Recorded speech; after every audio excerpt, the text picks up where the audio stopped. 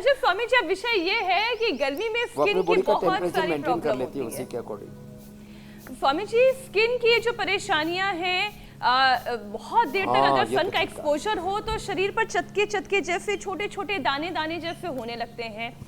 सन burn होने की वजह से ऊपर की 2-3 लेयर स्किन की एकदम काली हो जाती है, पिगमेंटेशन होने लगते हैं। तो स्वामी जी, इससे कैसे शरीर को बचाया जा सके और शरीर को अंदर से कैसे ठंडा रखा जा सके? एकदम ठीक कहा आपने कि पानी में डुबकी ना लगानी ठीक रखे। पेट की देखो 3 चीजों से स्किन की प्रॉब्लम होती है। एक तो पेट गड़बड़ होने से, लीवर गड़बड़ होने से, उसके लिए कब्ज है तो त्रिफला और शुद्धि चूर्ण और सुबह उठ करके आंवला एलोवेरा गिलो मैंने बताया। और पेट ज़्यादा ही गड़बड़ है तो सर्वकल्प कायाकल्प के साथ लिवोग्रिट ले लें, पवन मुक्तासन और ये उत्तान पादासन। ये 4 आसन बड़े अच्छे हैं लेट करके भी। एक ये सेतुबंध, एक ये पादांगुष्ठ नासास्पर्शासन, ये ऐसे 1-2 मिनट, एक ये उत्तान पादासन, एक ये पवन मुक्तासन और एक ये हलासन। ये 5 आसन बहुत ही गजब हैं पाचन तंत्र के लिए। और हाँ, तो पाचन अच्छा होगा तो स्किन अच्छी होगी। तो पाचन गड़बड़ होने से, स्ट्रेस बढ़ने से, और तीसरा पित्त और गर्मी बढ़ने से स्किन की प्रॉब्लम होती है। तो उसके लिए क्या करें? तो उसके लिए जो है, उसके लिए एक तो एलोवेरा जूस पिए, एलोवेरा जेल लगाए, एलोवेरा जेल, एलो कांति, ये हमने सबको उपलब्ध कराया है। और नेचुरली गर्मी से अपने आप को प्रोटेक्ट करने के लिए, जैसे मैंने कहा ना, बादाम, खस, मैंगो पना, बेल का शरबत, गुलाब का शरबत, ये सब हमारे यहाँ ट्रेडिशनली बनाई जाती थी। ठंडाई है, कई बार हमने बताई भी है ठंडाई। और हाँ, और जौ का दलिया और जौ की राबड़ी, घाट की राबड़ी मैंने कई बार बताई है, वो भी गजब है साहब। जौ के आटे की रोटी खाएं।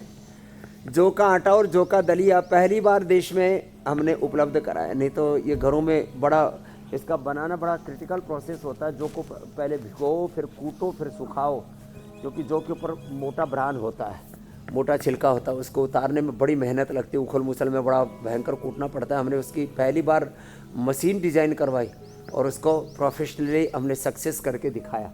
तो जौ का आटा और जौ का दलिया इसके लिए अप्रतिम। और लौकी की सब्जी, तो फिर स्किन के अंदर फिर भी चकत्ते रह जाएं तो गोधन अर्क, ठंडे पानी में गोधन अर्क डालो, उसमें थोड़ा शहद मिला लो तो पित्त नहीं बढ़ेगा। और उसके साथ कायाकल्प बटी या नीम घनवटी ले लो। और ज़्यादा ही चकत्ते हो गए हैं तो सामान्य स्किन लोगों के लिए डर्माग्रिट, ज़्यादा हैं तो फिर सोरोग्रिट और फिर मिलिनोग्रिट। ये अलग अलग प्रकार के हमने प्रयोग करवा करके, डर्मेटोलॉजिस्ट जो है स्किन के लिए सरफेस पर लगाने के लिए स्टीरॉयड, खाने के लिए स्टीरॉयड देते हो तो और शरीर के अंदर आग लगा देता है। ये अशोक जी कर्नाटक से आए, बोले जी मैं तो कभी ये खाता ही नहीं, क्योंकि उससे, जैसे इसने बताया संतोष ने, कि खा करके उसकी पेन किलर और कैंसर हो गया, इसको बताओ। और ख़ुद हॉस्पिटल के अंदर सुपरिटेंडेंट थी, और इसने फिर आयुर्वेद से आंवला एलोवेरा गिलोय तुलसी नीम हल्दी से ही, गोधन अर्क से ही और प्राणायाम से ही 4-4 घंटा अनुलोम विलोम करती थी, अपने आप को उभार लिया स्वामी जी। नहीं तो 20 साल में तो ये वापस पैदा हो करके और जो है 19 साल की मेरे पास वापस आ जाती है। ये हालत है।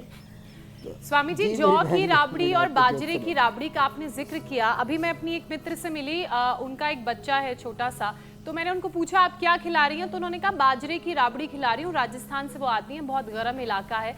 तो कहती कि आर्टिफिशियल फूड देने से अच्छा ये जो आयुर्वेदिक चीज़ें हैं और हमारे घर की ही पुरानी चीज़ें हैं उनको खिलाना चाहिए, और वो बच्चे को बहुत तंदुरुस्त बनाता है, हड्डियों को मजबूत करता है।